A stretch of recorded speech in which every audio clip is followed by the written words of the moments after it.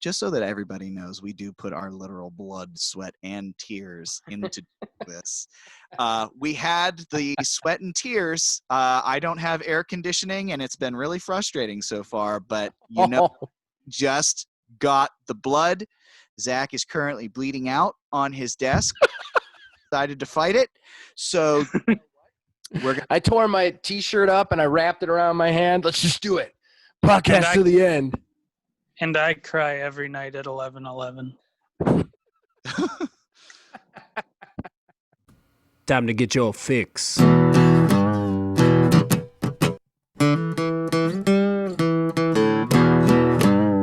It's a horrible gaming podcast. It's not good, it's not great. Horrible gaming podcast. It's not even what you would call fair. It's really not that good.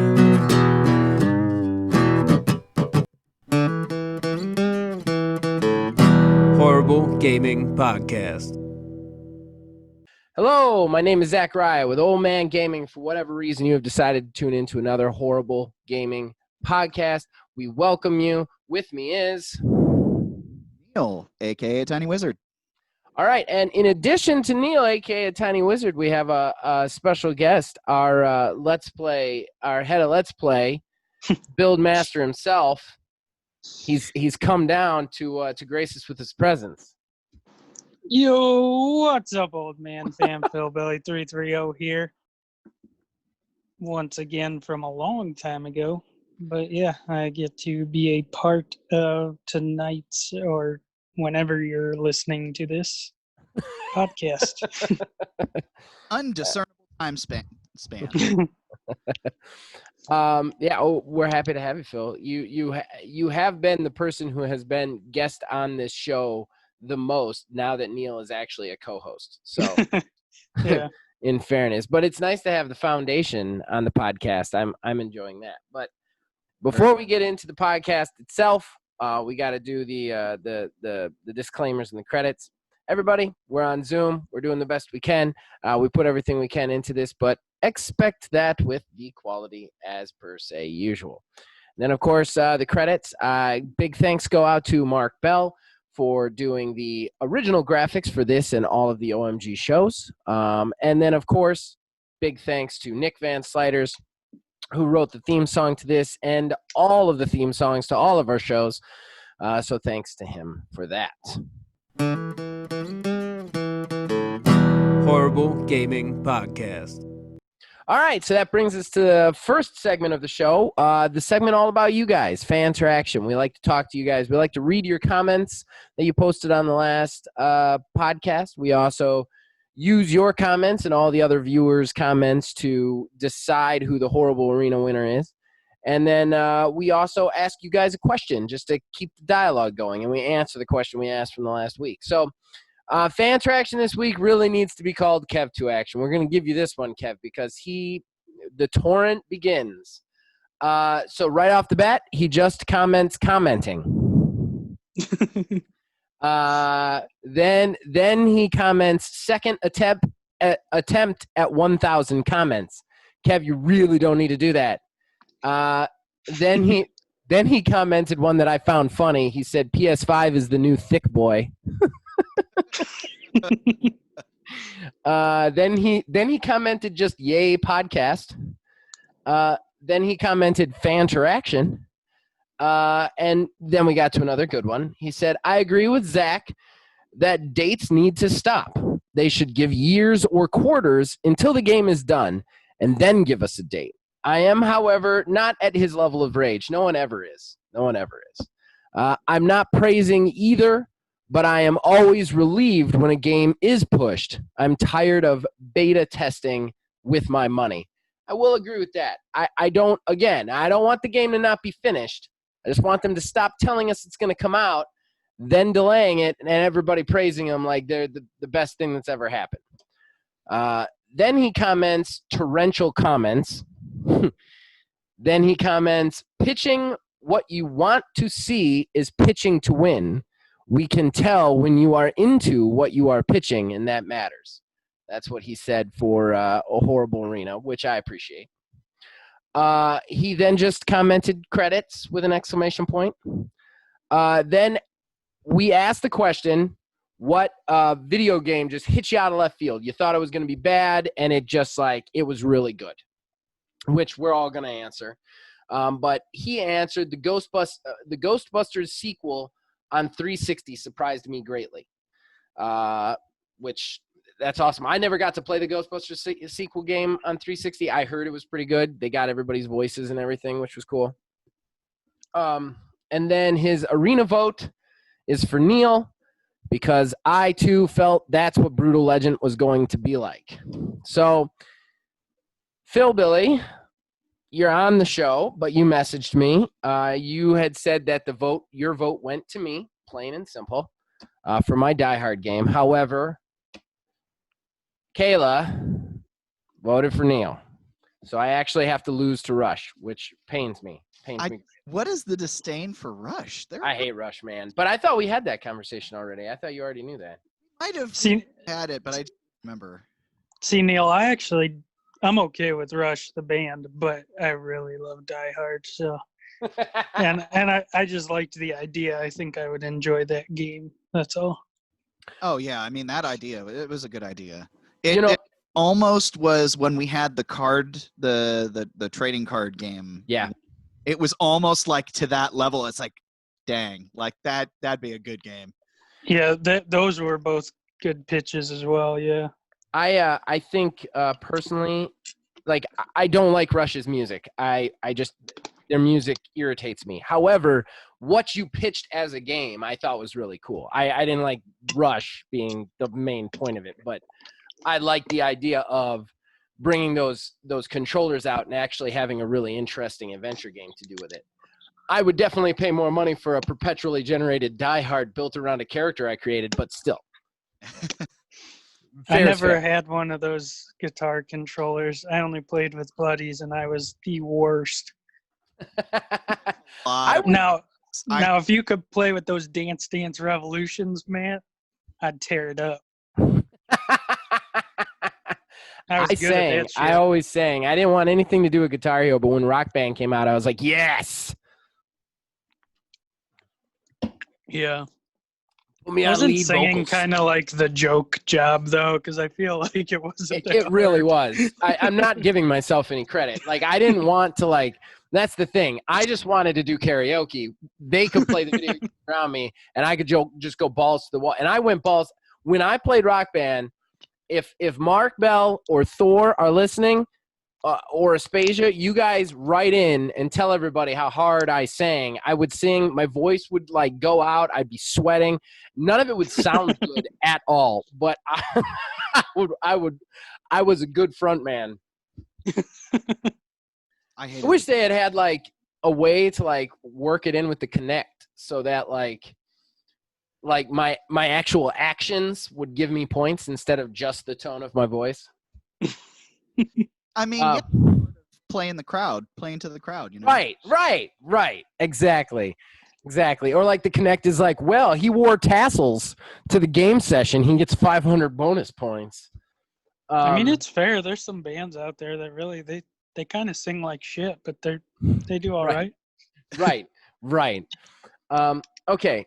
So back to the question we asked last week, which was what games hit you out of left field, completely surprised you, took you by surprise, and just made you love them. I'm gonna go to you first, Neil.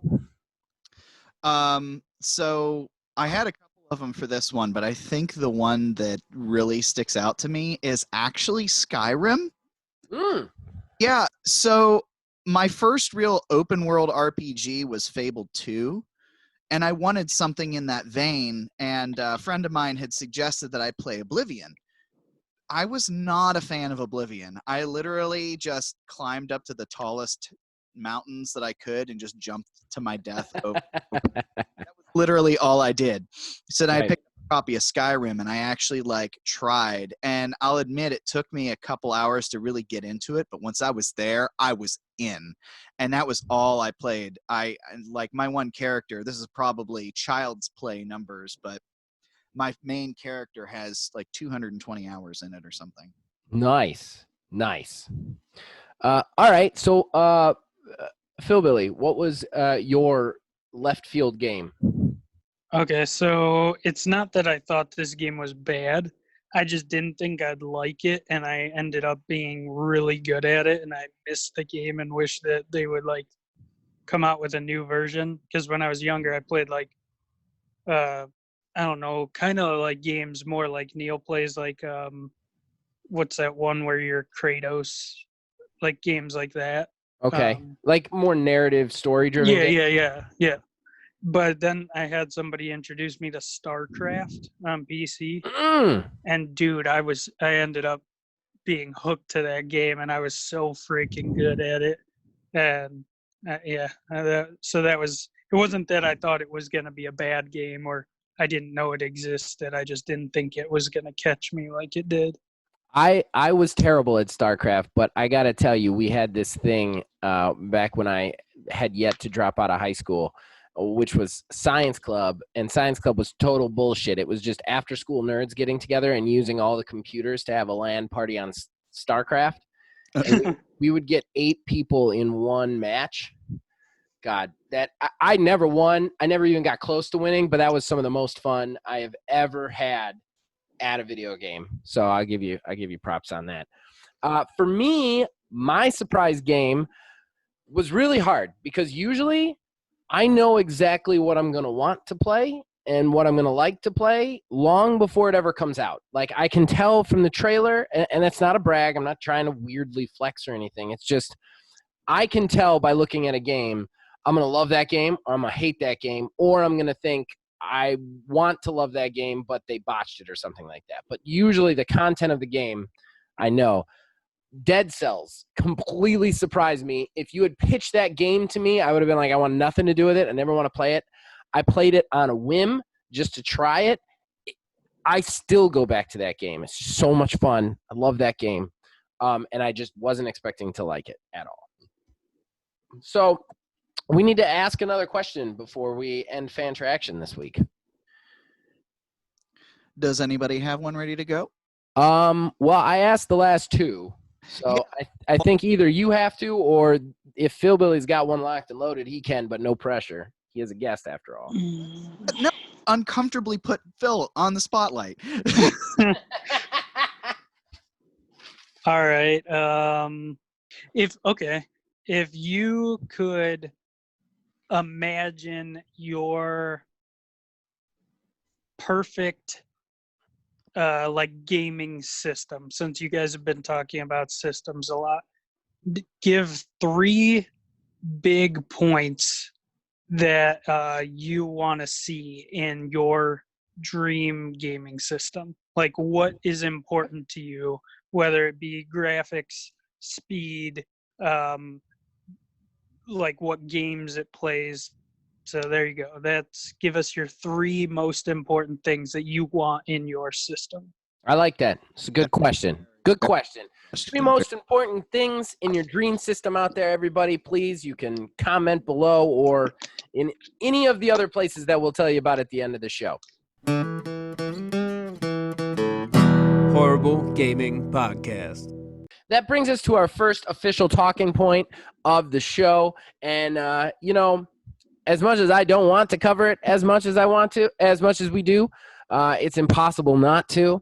Night City Wire happened last week, so we got to talk about Cyberpunk 2077 again because this game is just in the news every week now.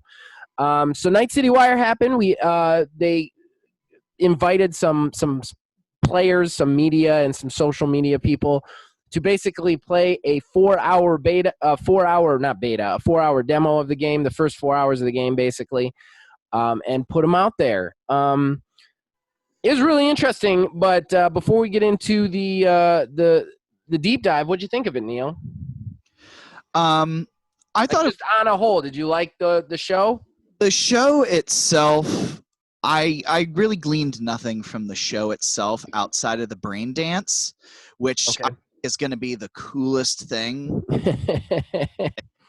But outside of that, I mean, the game as a whole, it didn't like make me more excited Some of the things that they chose to announce, which I'm sure we'll get into it a little bit later, are just very interesting. As why they chose to announce these things for their first show about this game. I mean, overall, I think I got more from the other news outlets that really got their time with the game, because that's what it was really all supposed to be about, was the game.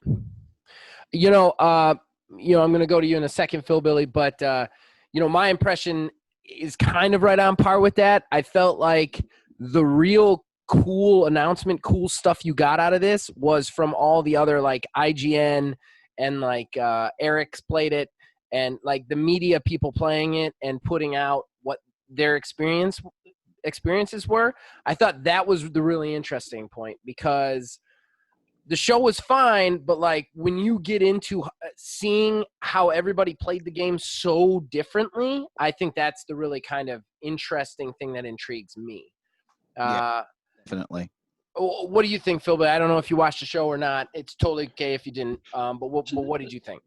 So I didn't watch the whole show. So what I did was, because I found out I was going to be on the show tonight, I just watched some of the to everybody. Philbilly is not underprepared. It was a decision to put him on the show like 4 hours ago. So just so everybody knows, he's not underprepared. Yeah, so I watched some gameplay, because to be honest with you, I know it's going to be a good game. I know it's going to be a huge game. I'm not really sure it's my kind of game. So I've kind of like not been following it as closely as a lot of people. But I did watch some of the gameplay for the first time, and it looks good. Like, it looks interesting. The driving in it didn't look that cool to me. Like, it kind of looked like generic, like it reminded me of like GTA driving, which I don't know. The only driving games I actually like are like Forza and stuff. So obviously it's not going to compare to that. But the shooting looked pretty good. I would love to like actually get my hands on it someday, which I'm sure I'll use you two as guinea pigs. But it has me in that place where there's some things I think are really cool looking about the game, and then the open world part still scares me, just because I know I'm a minority in this, but open world games aren't necessarily my thing. But it's weird how they advertise the game as being a narrative-driven open world, which I think is like a contradictory statement. But I want to see how they do it. It should be interesting. I will say Witcher was very I don't think you would like Witcher, knowing what I know about you and how you play games, but I would say that from the narrative perspective, Witcher was very like, you would go to a place and everything was a story, basically. There was nothing like, it wasn't like GTA where you would go to a place and then they'd be like, hey, go shoot this guy. And then you go shoot that guy and that was done. And then you go on to the next mission. Like everything you did, even down to the side quest, was like, there was like a Act 1, Act 2, Act 3. Like you could really feel it in it. And I think that's what they're meaning by a narrative story. Okay.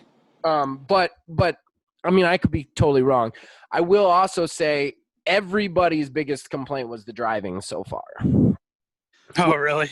From what I heard. I mean, Neil, did you catch anything differently? No, from all the outlets, from what I understand, they all have had issues with the driving, from what it sounds like. I mean, It looks interesting, but like Phil said, it doesn't look like it feels very good. I mean, it's a shooter, it's not really championing driving mechanics, but.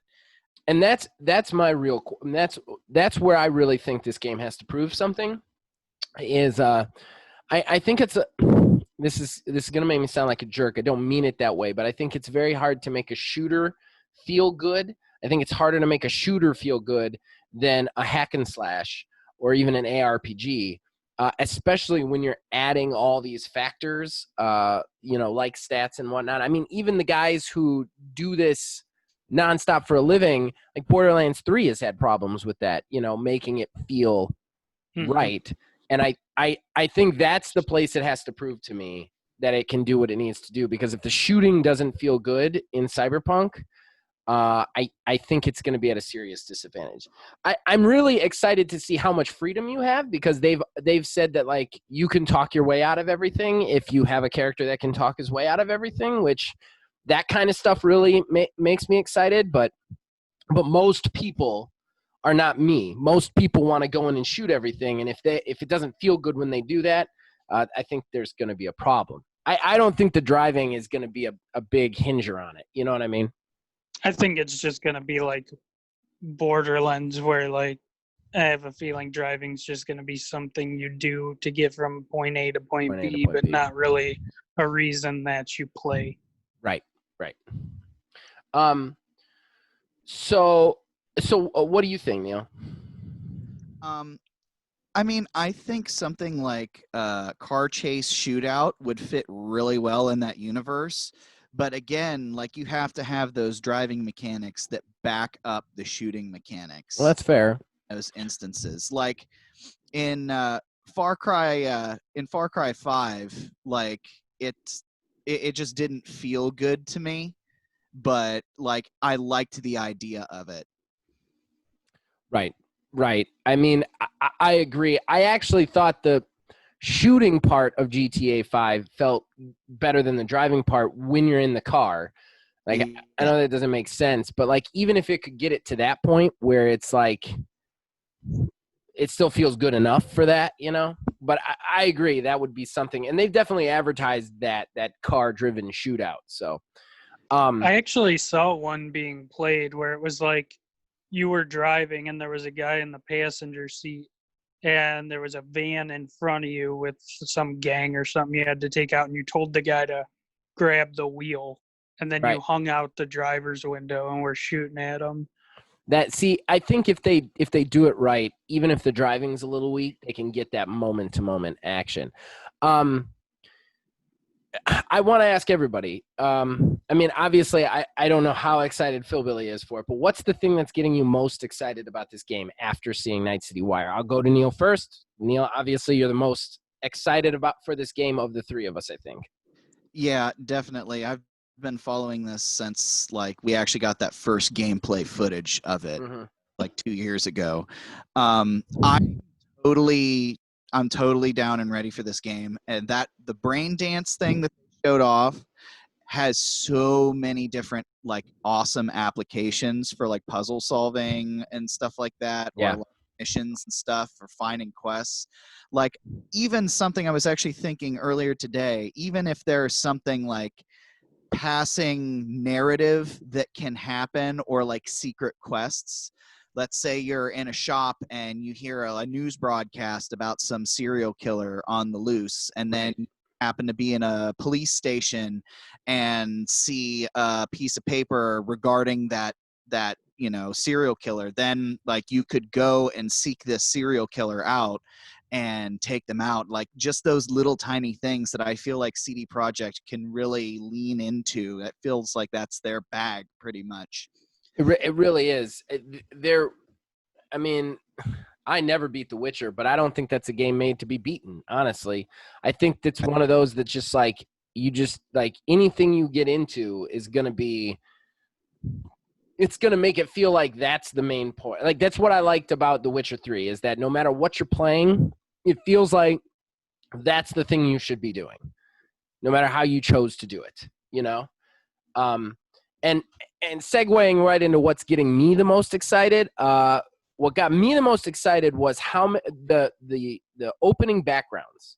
The fact that you can pick to be from one of 3 different starting backgrounds, and that completely changes the first 2 hours of the game for everybody involved. Like from what I watched,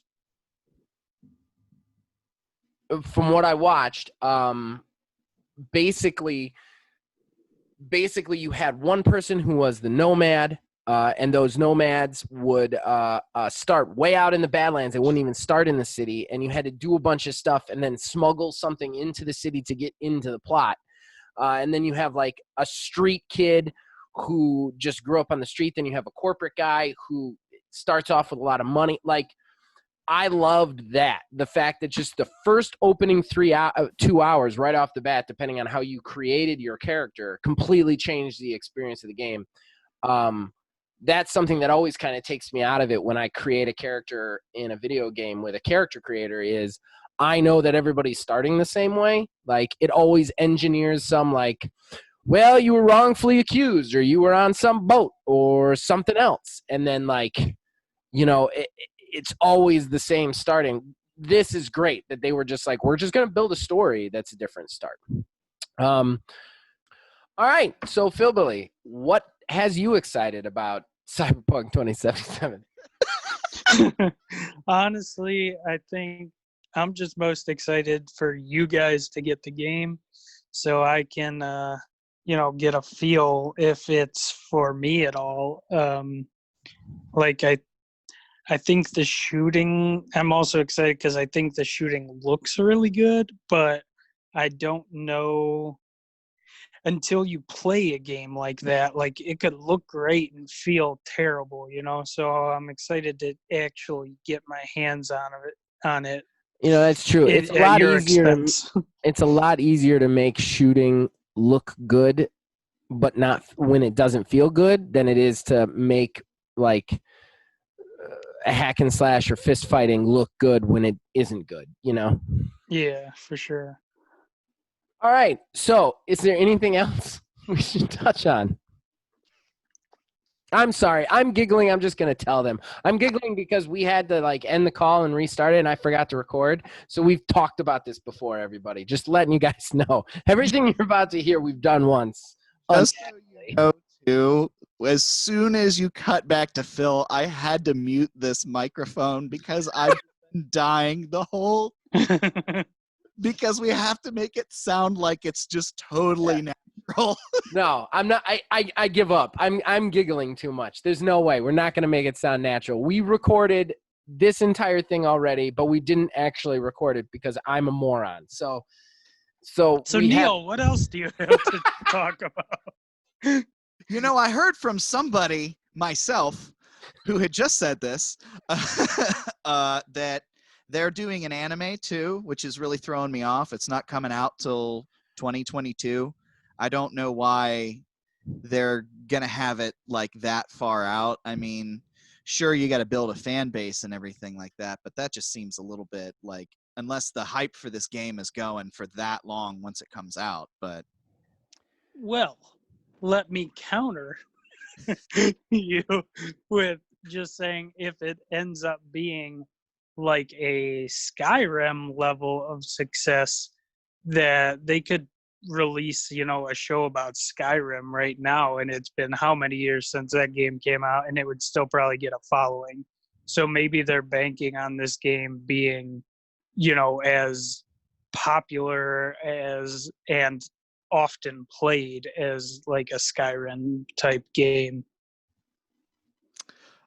I dare say somebody just recently made an argument. Well, I'm going to go ahead and say the thing that I was going to say before I realized that we weren't recording and just said fuck a bunch of times into the microphone. Okay. Another thing that I just want to point out is I think that CD Projekt Red actually plans for this game to have that kind of tale. They've already said that we're going to get a very diverse, involved, interactive multiplayer a year after launch. So, I mean, which in my mind is basically another game. I mean, if you do multiplayer for this, then it's basically a whole nother game, the way they're talking about it anyway. Oh, does it not release with multiplayer at all? No, there's no multiplayer in this thing. Wow, I don't know how I like that. But yeah, I don't think you like that very much at all, honestly. I don't know what it is. I just prefer playing with friends. Yeah. It has nothing to do with even competitiveness. It's just something about being able to bullshit while you play a game. It just makes it more fun to me. I totally get it. I still, though, they're not even planning the multiplayer for a year after. I mean, and then you're talking at that point, the anime is only a year later, Yeah. also heard too that they're trying to get VR support in on it too. Yeah, they are. That would be cool, actually. I would think this would be a game, just from what I've seen, that even if it came out and it was somehow crappy, it would still look good in VR, I feel like. Yeah. All right. Yeah. So If you could play it right. Yeah, if you could play it right. I think we've covered everything for Night City Wire, possibly twice. Anything else you guys want to add before we move on? I don't think so. Horrible Gaming Podcast. All right, so that brings us to our next topic. And the topic, we've been talking about, this is a topic we kind of pulled out a little bit just because we didn't have a whole lot. We both had very crazy weeks, so we didn't have a whole lot, and this is something I kind of want to talk about, and it's actually one of the reasons I invited Philbilly on, because he's actually already adopting this. But sorry for that long preamble, but basically, we've been talking a lot about consoles, a lot about the generation, a lot about the generation Switch, a lot about the crappy stuff they're doing, a lot about the good stuff they're doing, and more about the crappy stuff they're doing. So it's kind of come down to it. Philbilly is the first one of the three of us to make the change. Well, I mean, on a desktop.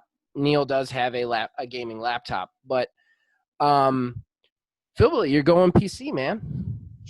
Yeah, see, I'm like, you guys argue a lot on the show about the two different, PlayStation and Microsoft, and I'm somewhere in the middle where I think I'm just fucking tired of both of them, to be honest. I think like one's a complete asshole about everything, PlayStation, and the other is trying to do things like goody, but at the same time, I think they're making bad business decisions. Whether it's morally right or wrong, That's fair.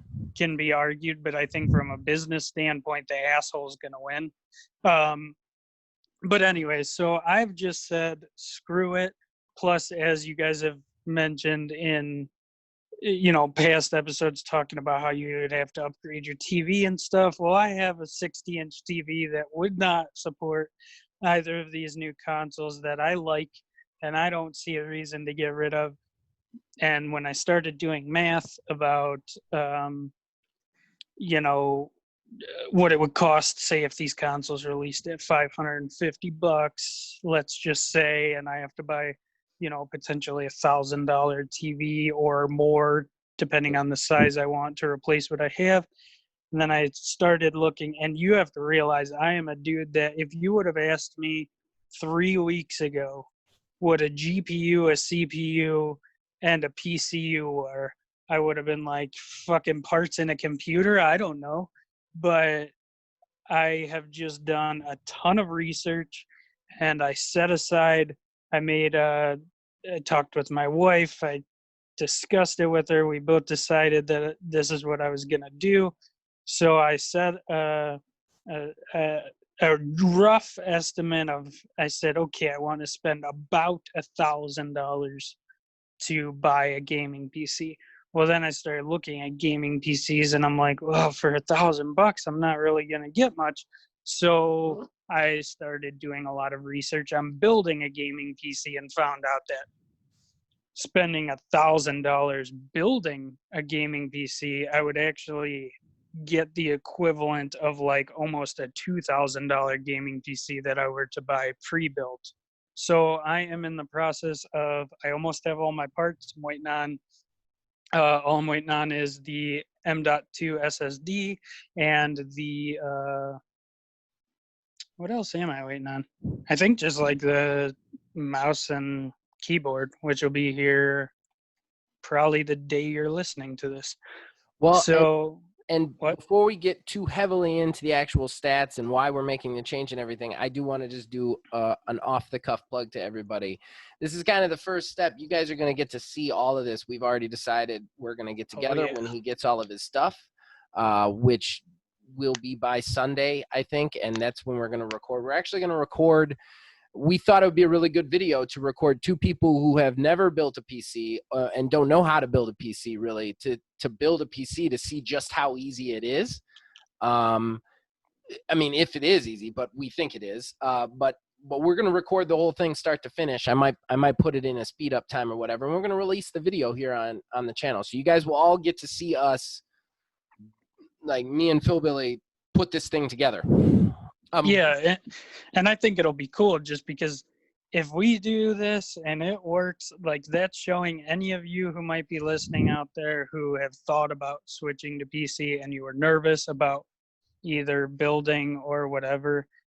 Trust me, if I can do it, so can you. Like, and I'm pretty sure now that I've done a lot of research, and I'm pretty sure I could do it right now if I had to, you know. Well, and you had said there's no soldering anymore. It's mostly click in and. Oh yeah, you need a Phillips screw. head screwdriver. Like that's it, and some thermal paste, which I think my processor comes with that already pre-applied. So, but yeah, so ain't scared, never been scared. We're gonna do it. That's a good end. There's a good end to that. I have a lot of things to say about this because this is awesome. Okay. Because, Phil, you and I had a conversation at one point when you were in the market for just a laptop. Yeah, which I did follow your advice. That's my wife's laptop. Yeah. It's insane too because like I'm thinking about this and you did your research and everything and you now like went through and bought all the stuff too, and I looked at the pictures of the stuff that you got. Like somebody who has never built a PC before like it's seriously, it's awesome. You did an amount of research because you got the proper processor type and the proper motherboard that supports the socket type. Yep. All these small things here and there that somebody who doesn't know anything about it would miss. And also, like, I didn't know that this was going to be a thing, that you guys are going to build this and record it. I am so ready to watch that. Well, we weren't trying to keep it from you, man. It kind of. Oh, this came together quick. Like we had been talking about it. And then Philby was like, I went out and bought all the shit. And then it was like, oh, okay. Well, yeah, it was kind of a funny story. Like, I was going to buy all the stuff online, and I went to this store. It was like a computer haven called Micro Center that I've never heard of in my whole life. And it just so happened that they had a lot of the things that I planned on buying online for the same price or cheaper. So we were there. So it just ended up being a $700 spend fest at Micro Center.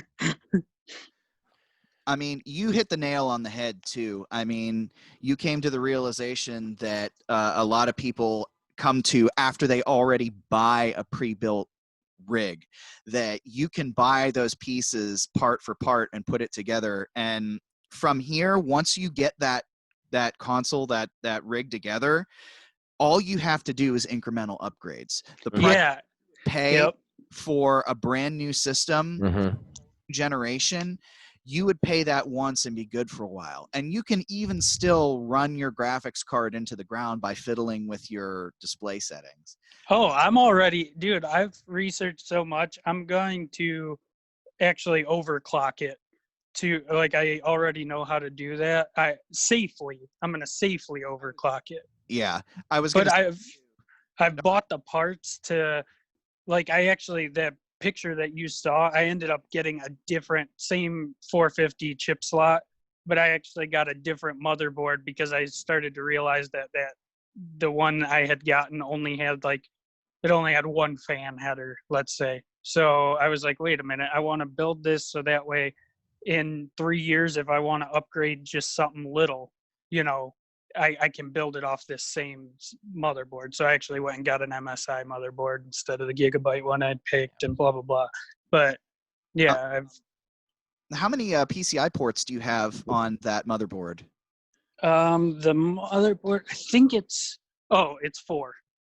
That's awesome, because then you can also, if you so desire, go out and double your video memory by bridging them together, depending if it supports or not. But I mean, that's really cool. Then from here, you can start looking into liquid cooling, stuff like that, and then you can take this. I'm excited for you, man. That's awesome. Yeah, like as of now, the rig I'm building is like basically it'll be like a mid-grade rig. Like, so my build will be capable of averaging or of running at 1080p, which is what I was building towards. It can do higher, but 1080p seems to be what like most people are gaming at right now. Right. And I'll be able to run I'll be able to cap out my monitor basically. So I'll be at 144 FPS at 1080p pretty much consistently. With obviously some games like aren't optimized as well. So like the rig I'm building, like Borderlands 3, for instance, is a terribly optimized game. It has trouble running. So from the specs I'm at, I should be running about like 105, 110 frames per second average in that game, which is pretty decent. Still phenomenal, yeah. Well, and I want to point out too, you know, the one great thing about the PC change is it's not actually, it's not like switching from PlayStation to Xbox or from Xbox to PlayStation, because especially if you're an Xbox player, because Games Pass Ultimate, you can get anything you can get on the Xbox, on the PC, plus PC games, you know, and you could probably even get PlayStation games that come to PC. So like it's, you know, Neil, you and I have gone back and forth quite a bit about the generations and stuff like that. And, you know, the more Phil talked to me about it, the more I realized it's not necessarily that I'm an Xbox player. It's, I think PC's the way to go, especially if you're a person who has not adopted 4K yet. It is 100% the most frugal way to do things. Yeah, definitely. I mean, and even still with these, you can even, if you so desired, build out your PC like a game console. Mm-hmm. All of these video cards now have HDMI outputs on them. So you can easily, if you wanted to, a year or so down the road, build out your PC and then go ahead and upgrade your TV. And you get a TV that can run that depending on, you know, your resolutions and stuff like that and how you want to run it. But you can absolutely treat your box as an actual console. Yeah. Yep. Yeah, that's 100% right. I mean, I won't be able to get my PC until when the Xbox Series X probably comes out, probably in the fall, just because of some stuff going on. But I will say what I'm going to probably do is also, like, if you're afraid to leave the ecosystem behind completely, just get, and you're an Xbox player, obviously, it's a little bit harder with PlayStation. They don't have quite an infrastructure for switching to PC as Xbox does. But just get a Series X or not a Series X, 1S or a 1X, because when that Series X comes out, those things are going to be under $300. Oh, yeah.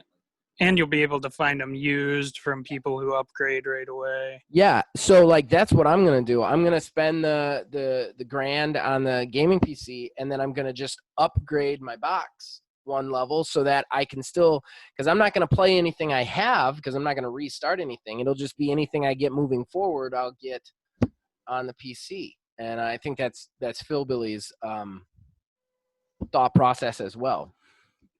Yeah, and as well, this isn't like, it's not mainstream yet, but I'm hoping that eventually, obviously there's some games that are cross-platform play, you know, where like I play Call of Duty with a guy who actually is playing on PC. So right. I'm hoping eventually more games start to adopt that. I know it pisses me off because I know Sony fights it a lot, but yes, they do. Which that's part of my gripe with them, to be honest. But I'm hoping that in the future, like maybe even nearer future than I'm thinking, like maybe this next generation will kind of push that envelope a little harder, and I'll be able to even play with some people who, were my old buddies on Xbox and stuff. Yeah. I think you're definitely reaching a point, especially with multiplayer, where it's becoming a necessity, more of a necessity and less of a privilege. You know what I mean? To have that cross-platform play, especially with the multiplayer stuff. Like, it seems to be like, if you don't do it, like, people get mad at you, and with the TV thing, like, if you haven't gotten a 4K TV, like, it is a super stressful shop, and the information out there is mercutial at best. And that irritates me. I've done tons of research because I was planning on getting a 4K TV and a Series X. But okay, we can all agree. I think everybody on this podcast right now can agree that for the most part, the games that come out on these new generations are not going to run at 120 FPS right off the bat. No way. We can all agree that for the most part, in the beginning, they're going to run between 60 and 90 because of the developers. I even think that's highballing personally. But I mean, maybe. I'm not saying they're not, but I think what they're bragging about right now in the news is what their system can do. And that's fair. I'm not taking anything away from them. I don't think they're lying about it. They're just saying this is what our system can do stat-wise. The thing is, though, is when you really break down the stuff that they can do stat-wise, and if you apply that specifically to shopping for a TV, shit gets real complicated because if you're looking for the max stats, like true future-proofing on these new systems, you need an HDMI 2.1, you need your variable refresh rate, not your input lag, your variable refresh rate to be 120 frames or 120 hertz. Those TVs are $1,400, like everywhere. And that, like, HDMI 2.1 is insane to find for cheap.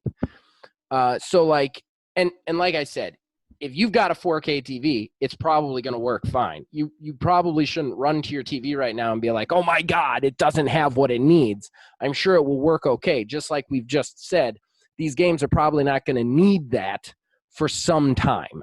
But at the same time, if you're looking to true future-proof, like if you were buying on the stats, you're looking to spend around $2,000.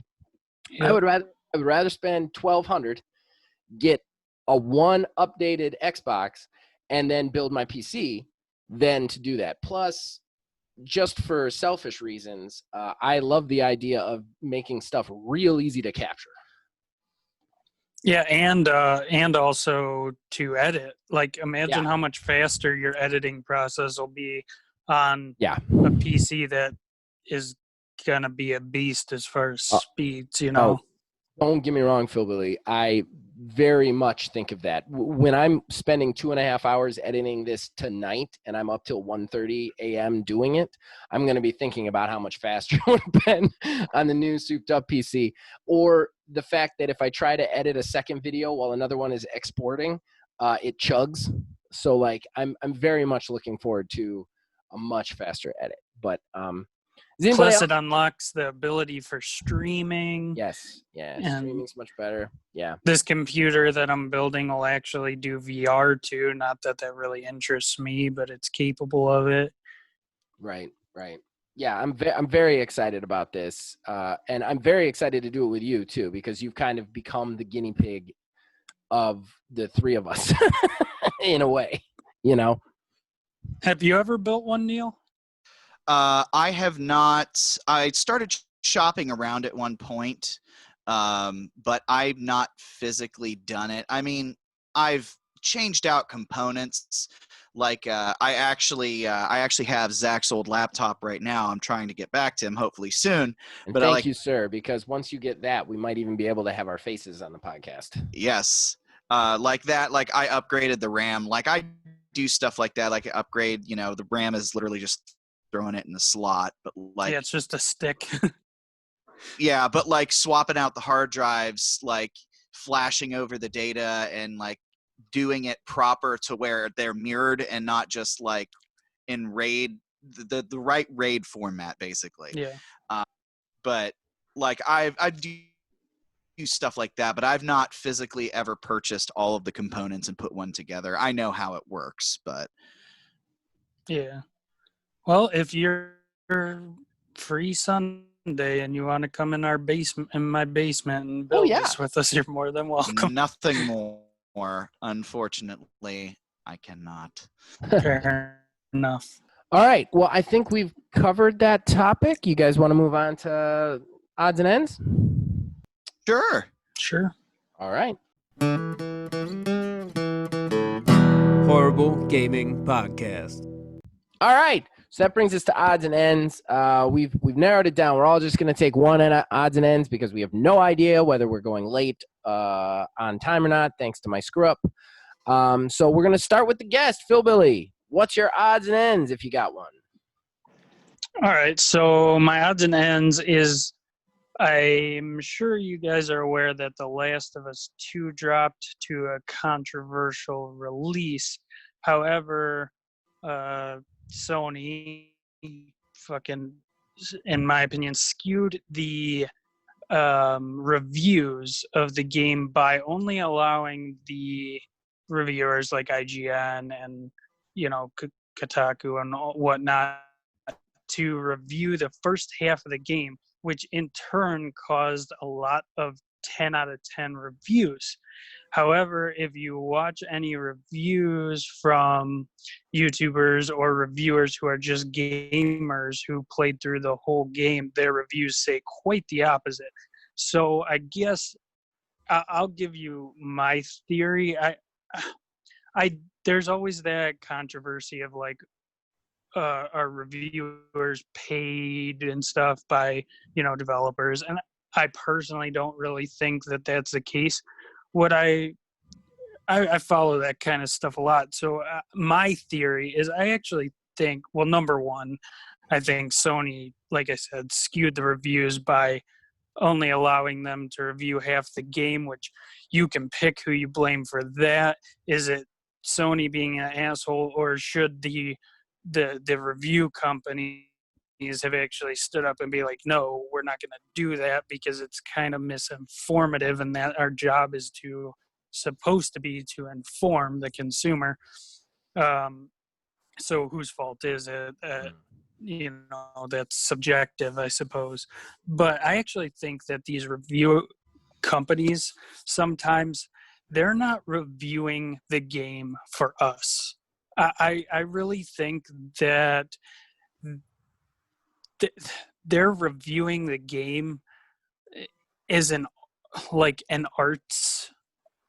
art instead of how the consumer is going to see it, because I think they've been in this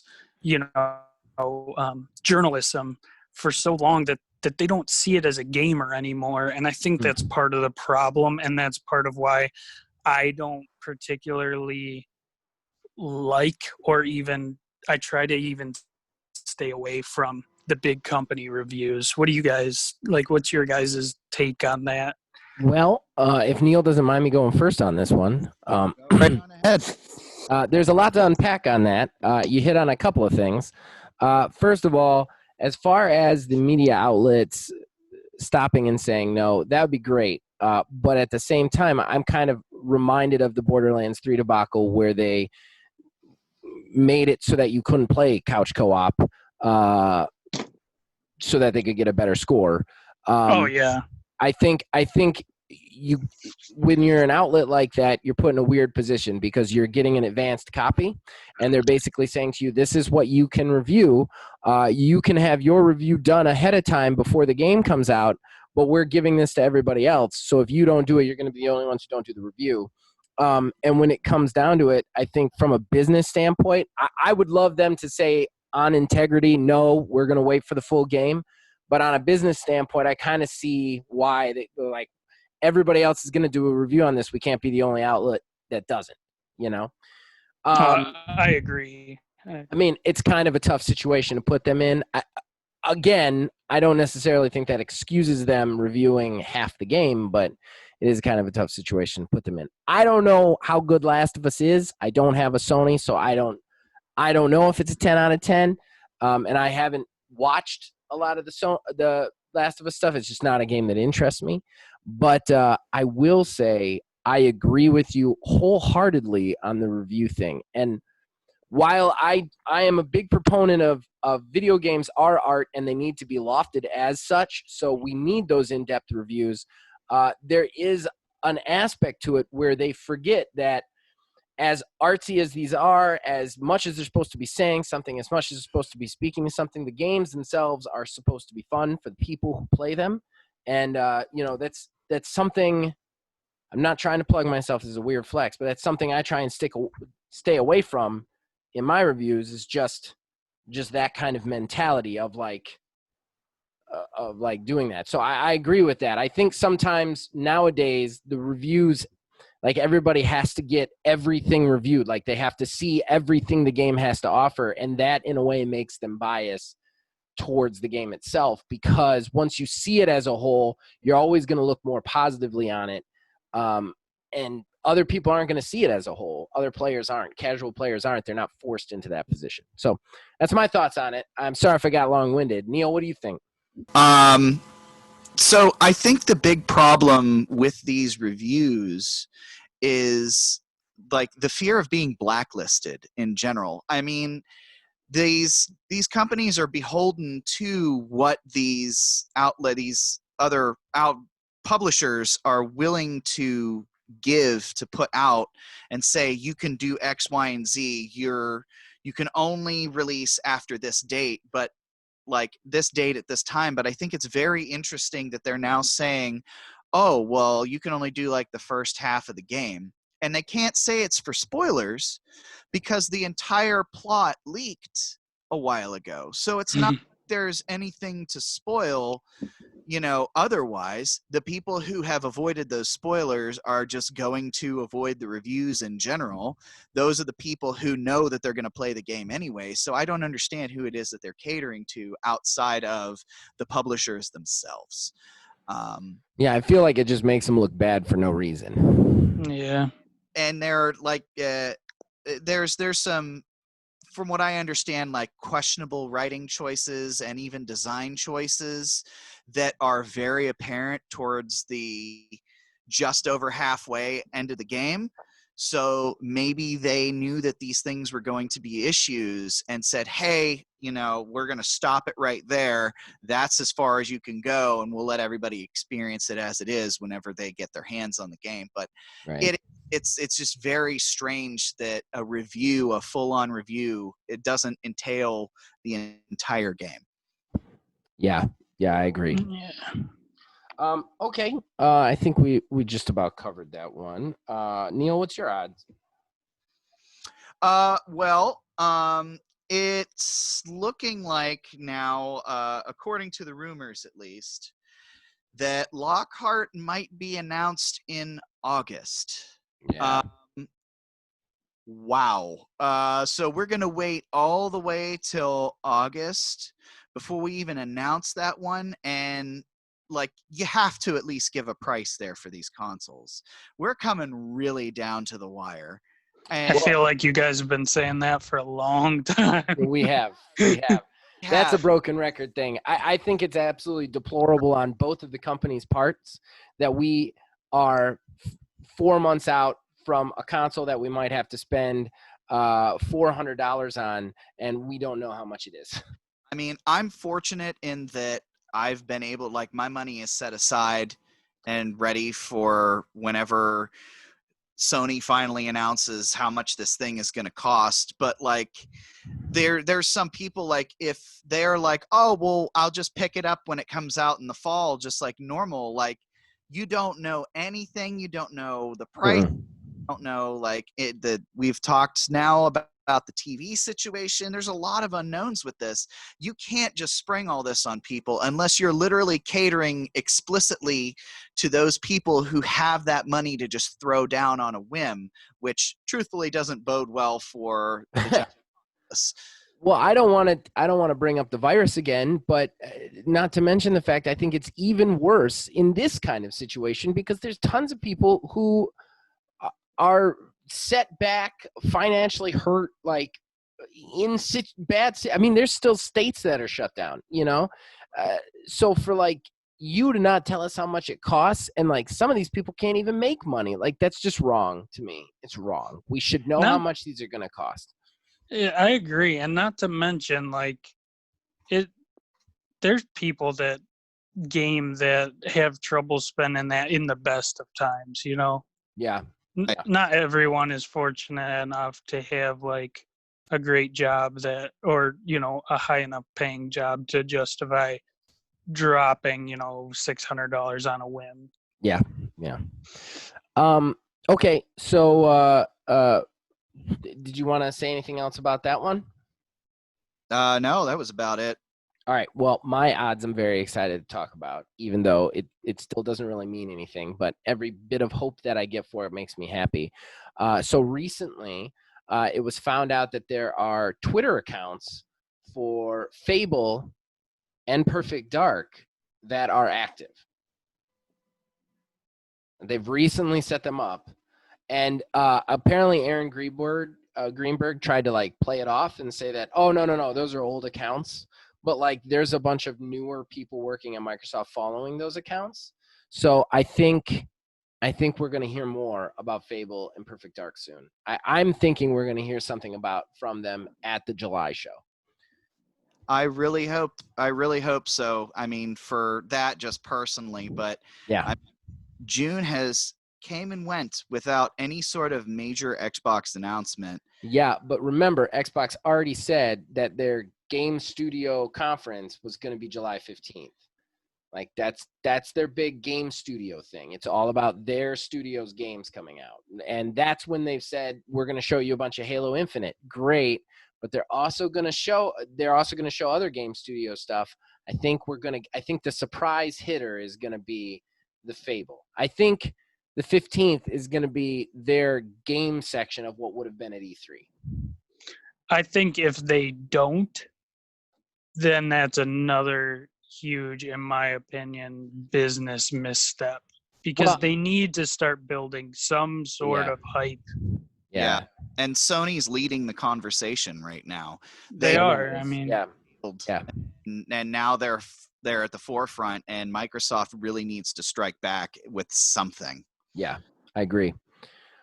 Okay, so that covers the odds and ends. Horrible Gaming Podcast.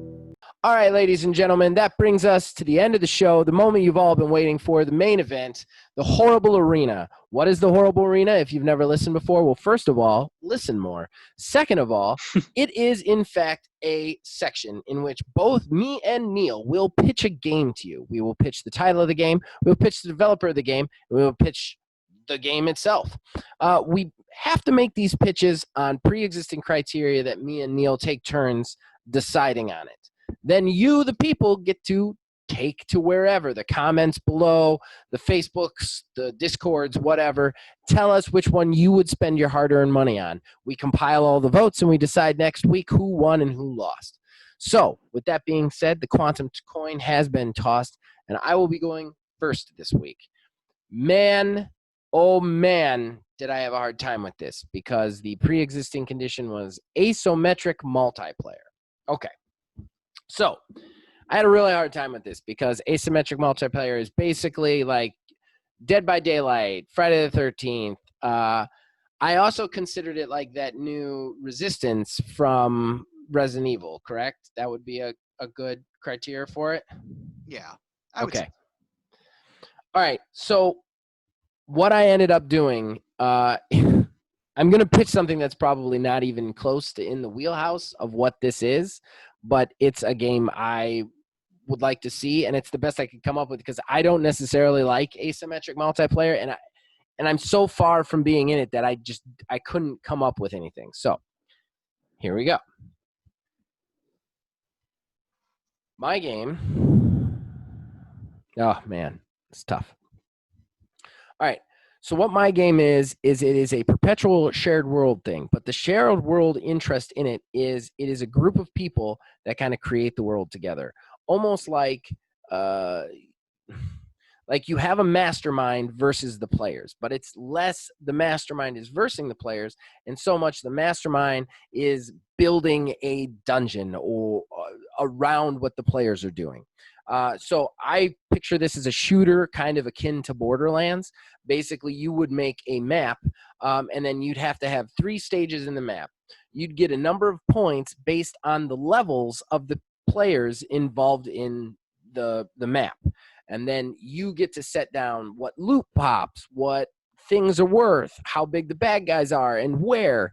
And then at that point, they have to proceed through the map and get to the end to win it. And what's cool about this, though, is each game would be linked to a group of friends. So it wouldn't be like you would just make this map and people anywhere on the internet would come in and join you. It would be like I would make this map for like Philbilly and Neil, and then they would come in and their characters would advance based just solely on my stuff in that game. So then I could make another map for them. They could go back in, gain loot on that. So it would be this kind of perpetual back and forth between the two, almost like they're game mastering their own game, more like that than necessarily they're trying to actually defeat you. So that's my game. Man, I did not have a project name or a developer for this. Right? Well, Gearbox is going to develop. That's probably a mistake, but Gearbox is going to develop because they're good at leveling up shooters.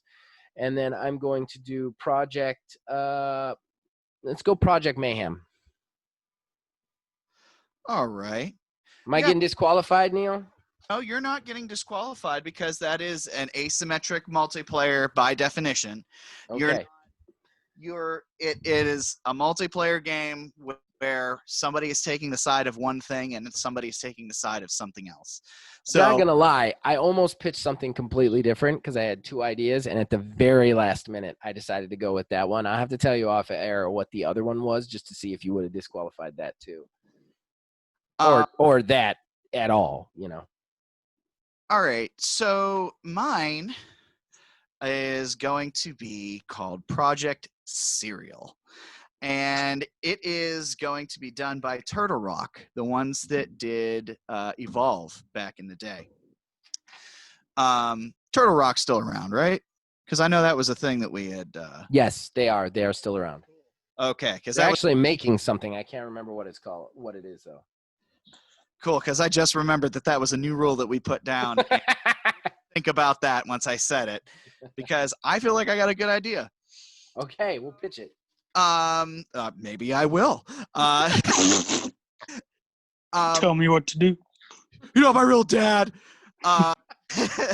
So Project Serial is going to be a 1 versus 4 asymmetric multiplayer game, wherein one person takes the role of a serial killer within a sprawling city, and the other 4 are investigators trying to hunt down this individual.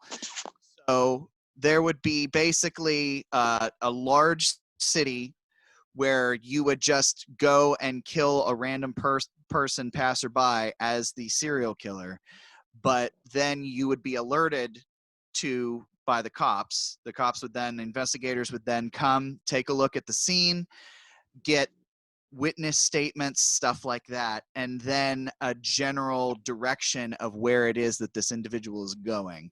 And you would have either some arbitrary limit of time that you would have to not get caught as to you would being escaped successfully, or something along those lines to where you just could take out the investigators as well. I think that would be a very interesting cat and mouse sort of idea for a game. And that is my pitch, because my mind is blank. All right.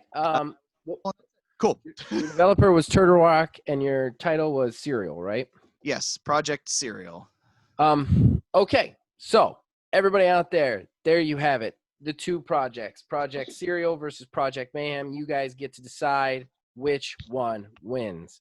Now, we need to pick something for next week, and it is my turn to pick, correct?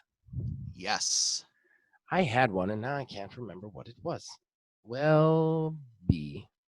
Let's do Farming Simulator. Oh. Yeah, let's get crazy with it. Farming Simulator is crazy. Yeah, Question because mark? nobody would pick that. Let's get wild. Nope.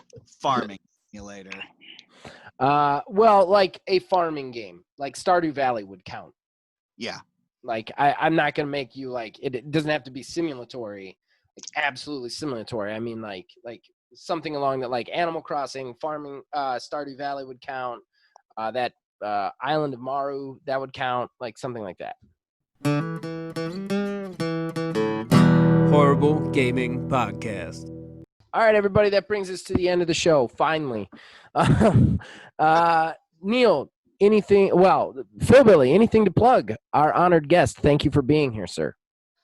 No problem. Thanks for having me. Only thing I want to plug is, guys, check out when it drops the PC build that me and Zach are gonna be doing. Two noobs building a rig in my basement.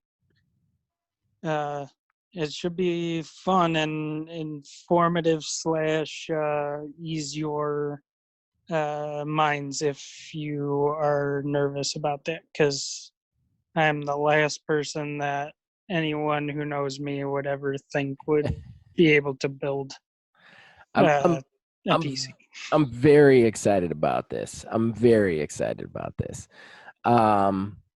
So yeah, that should come out next week sometime. I'm not exactly sure. I want to just go ahead and throw out there, check out the OMFD. It's going to be coming out this weekend at some point as well. Not exactly sure the date. Probably Friday, since I don't want to release anything extra on the 4th, but sometime this week. And then Neil, anything special for you to plug? No, sir. We are still plugging away at Streets of Retro. Oh yeah. I love that last episode. I think it was our best yet. And we have another one dropping Thursday. If you're watching this on YouTube, it'll be up tomorrow. If you're watching this on Tuesday, it'll be up Thursday. And that brings us to the end.